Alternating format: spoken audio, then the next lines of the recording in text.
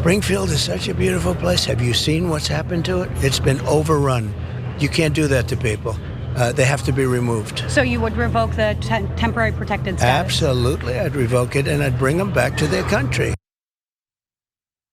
Okay, so that is Donald Trump's latest evolution of the racist conspiracy theories that he and JD Vance and millions of other Republicans have been spreading in the wake of the they're eating the cats, they're eating the dogs. They couldn't prove that because obviously that's insane and racist. And so now it's just overrun in some general sense, some metaphoric sense. I mean, the people who employ these legal migrants are saying they're great workers. I wish there were more. They're not doing anything wrong, but they are still Haitian at the end of the day. So I guess it's a military invasion, and these legal migrants need to be deported from the country because that is where the Republican Party is.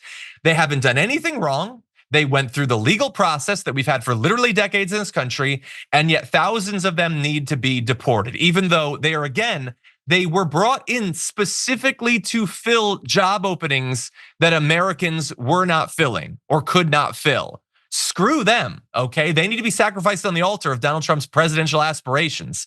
And so we have a related issue, something that JD Vance brought up in the debate, and we'll get to that in a second, but what do you make of this? We obviously haven't talked since the Haitian pet thing, Adrienne, but what do you make of what's going on?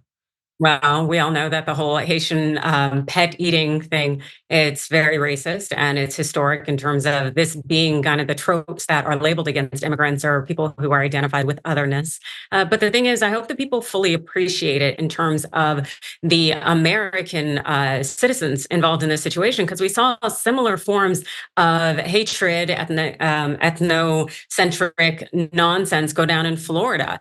And they're where they needed the labor. And as a result of the racist antics that went on, a lot of individuals left the state who provided a fair amount of that labor and support. And so if you demonize individuals in Springfield who are from Haiti, they're legally, there's a chance that they may leave. And what's going to happen with the infrastructure of Springfield?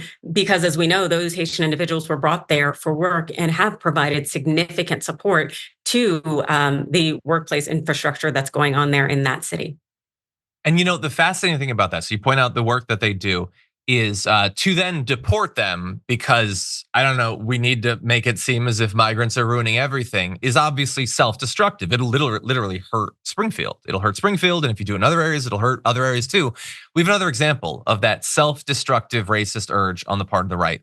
It has to do with something that Vance brought up at the debate. And so he said at the debate, 25 million illegal aliens competing with Americans for scarce homes is one of the most significant drivers of home prices in the country. And there's a little bit of an issue with that, which is that that's not true. It's just not true. You don't have to take my word for it. Analysts who, there's so many people now trying to understand and fix the problem of home prices and the high cost of rent, both related issues that have looked into this. That's not one of the more significant drivers of this. It's been debunked by economists and housing experts. They say there are many other issues that are far bigger drivers of it, but there's actually an element or two to this that might not be obvious and might surprise you.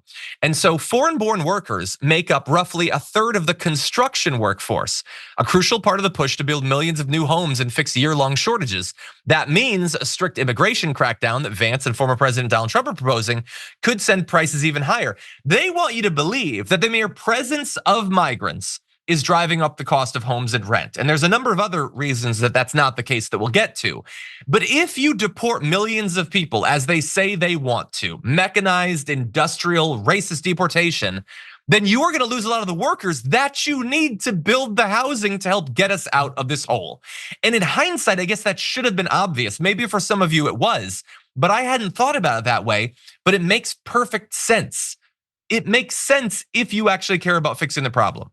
If your goal is to use racism to get millions of Republican voters to prioritize, their race when choosing who to vote for rather than their own economic interests, it makes sense from that point of view. It just doesn't make sense if you're actually trying to solve the problem. And Adrienne, I found that to be interesting and surprising. What do you think? I think it's very interesting because, again, this is something we saw in Florida when you had DeSantis out there just speaking ill of communities, and as a result, those individuals ended up leaving, the people left there in Florida, businesses, they didn't have the support for the infrastructure that they needed, and it's going to be the same thing in Springfield. And the thing is we hear Donald Trump continue to say that jobs are being stolen, Black jobs, ethnic jobs or whatnot. And the thing is there are plenty of workers who are happy and willing to contribute to help build up these various cities. But if we continue to demonize them or kick them out, we're going to be sitting here looking very foolish because maybe there are a lot of us who don't want those jobs or are not qualified for them. Yeah. Yeah, 100%. Look, I think everybody who is serious knows that the solution to the problem is building more homes and more rental properties. That's the single biggest significant thing. And if you want to do that, then you're going to need a lot of these workers to do that. So don't shoot yourself in the foot. And by the way, so why are we in the position we're in?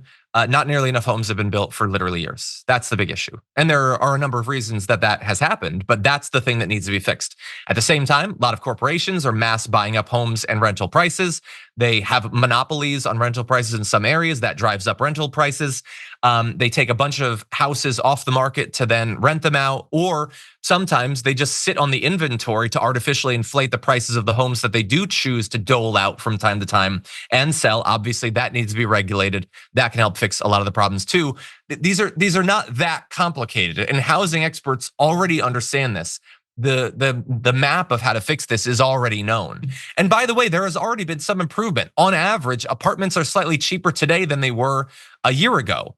Rates are falling in a number of areas. The chaos of the pandemic is tailing off. There is some new construction being done. More needs to be done, but that is how you fix the problem, not just demonizing migrants who are right now helping us to fix the problem.